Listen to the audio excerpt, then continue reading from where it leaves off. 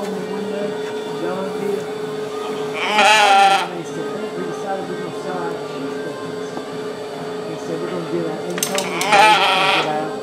I had these ewes out of the rim from Doug. He said, I had this and that. He said, I just wanted to see if you were interested in me. If you ain't clean with all these ewes. I said, well, honestly, I got plenty of sheep. I said, where's that ewe that you got today? He said, well, you know, I got to give Daniel the first option.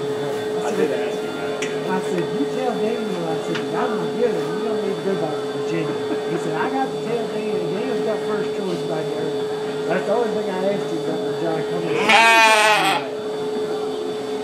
They're bringing it down there, and then we're supposed to get her from there and bring it back. That's what he said. He said, We've watched that game. She's watched 8 eggs. That's the beast there. Michaela. Just.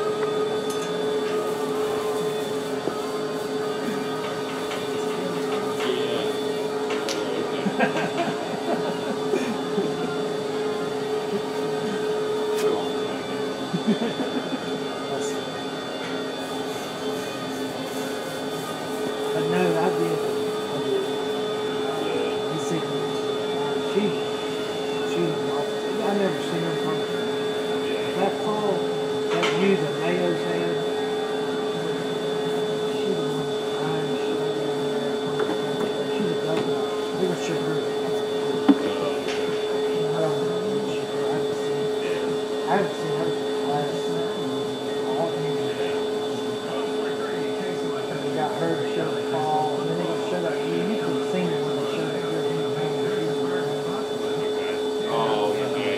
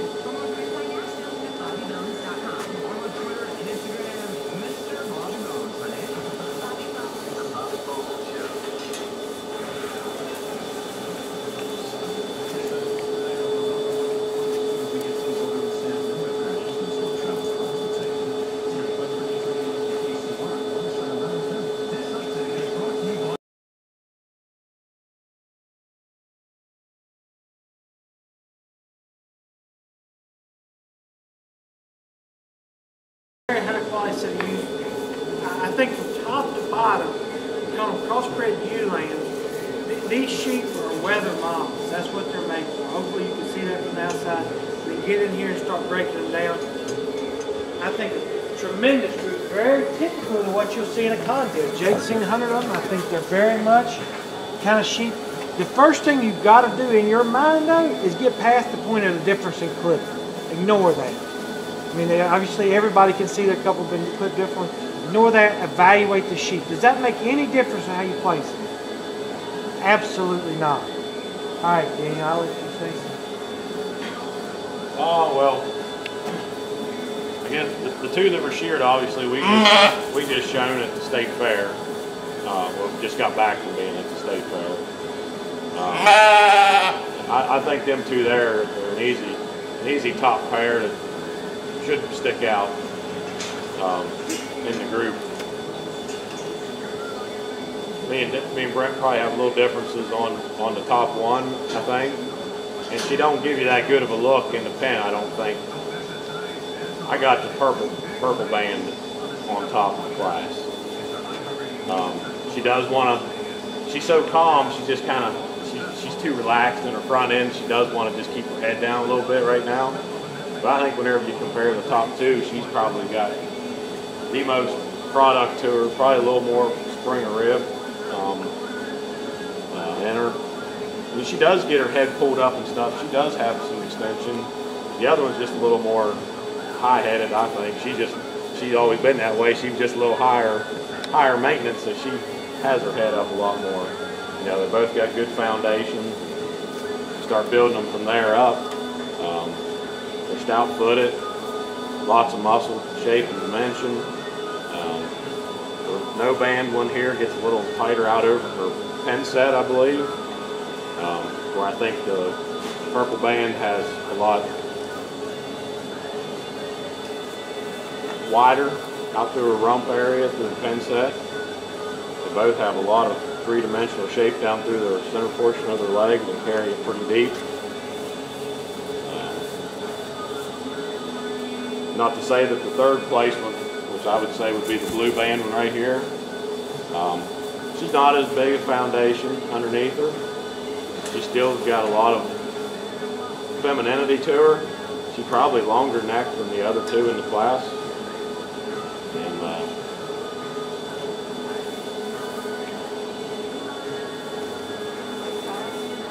big top. She's got nice rib shape. And I think if y'all watch this one here, the twine one, you get her on the side profile and stuff. She's a beautiful type of a sheep. Very extended up to her front end. Very nice. Her problem where she falls to the bottom of the class, watch her get away from you. What she do? She gets pretty hawked in. You get her out on the move, especially she really shows it. She doesn't have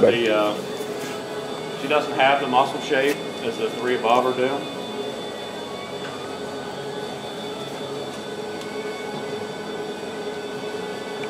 What's your ID in here? Speckled face. You got to get your ID. That's a give me. Dan did a great job describing them. And like he said, the small cut in here is going to be where? Your top pair. I do think the one thing that a couple of you missed when I look at your cards is finding the sheep that goes last. What is your #1 priority for any breeding animal? So right there, if you study her from behind, she gets her hocks way too in, and then she's the narrowest built one in here as well. When you study her from her shape to her body, particularly right out of her pen, she's the narrowest coming out of her hip. Those things combined, she's the frailest at the ground. She's a logical 4th place sheep, guys. But when I say all those things, I'd come in and say, you know, sir, something to the effect of, I love her from the side, but it's when I step from behind or she steps and goes away from me is where I question her. As she turns her hocks in and gets narrow at the base, you know, it's a structural there. That top pair, as Daniel said, him and I got, and I don't know that you can't like one and hate the other one. That's not how this is going to work, because you either like them both or you don't like them. I think they're an easy top pair. I think as you described it too, I'm with Daniel 100%. I think the purple tag one's just broodier, just got more to her, just more general width. Particularly, I agree 100% right out of her pen or right out of her hip. I think she is bigger in her hip. I think that other ewe, what hits her just so good is right there. As Debbie moved her ears are up, she's alert, she's attentive. That old neck comes out the top of her shoulder. She's always got that look. But both of those ewes, if you really get down, the purple tag one's probably got a notch more width through her chest floor there. She's just maybe just a notch more to her, just at the ground and power. But, you know, I'm like Daniel said, I love the way that 4 sheep just kind of patterns together, puts together that balanced look, and tremendous amount of natural muscle shape. For a commercial ewe to be that square in her build, to have that much shape through the lower third, that's really hard to get in one, because when you get them that square and build out of their hip and all, they generally don't quite come as square and have that much down low and base width. I think both of those sheep are awfully good. I think the one we missed most often though is going to be the blue one there. It's going to be 3, because that sheep, as he said exactly, where's her grin at? Where do you come in and you harp on her? I mean, for good. What's a good thing? Her length and extension up through her front end, guys. That sheep's taller at the point of her shoulder.